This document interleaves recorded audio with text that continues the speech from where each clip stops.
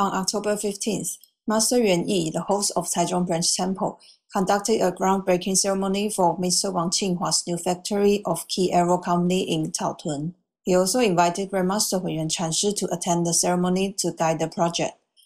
They personally invited Wang Chan Laozu, all heavenly sages, deities, Buddhas, and Bodhisattvas, city god and deity of fortune and virtue, and prayed for the smooth and safe construction and bring prosperity to the community.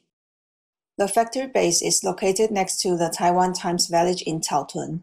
The groundbreaking ceremony was presided over by the chanting masters of Taichung Branch Temple.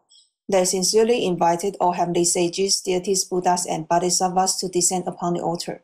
They prepared incense, flowers, fruits, delicacies, gold, silver, spirit money, and recited scriptures as offerings. The directors of the company piously recited scriptures and prayed for the peace of the construction.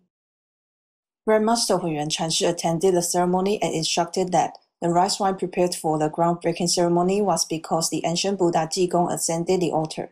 Master Yuan Yi and Chairman Wang led their staff to burn incense to worship Buddhas, and burn the gold, silver, spirit money at the auspicious time. Moreover, they broke ground at the four corners of the construction site with an excavator and sprinkled the rice wine all over the ground to make offerings to the ancient Buddha Jigong and prayed for the illumination of compassionate light to bless the construction project.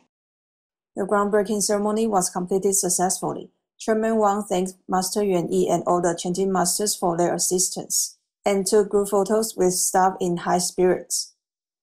Weixin reports, Taichung Branch Temple.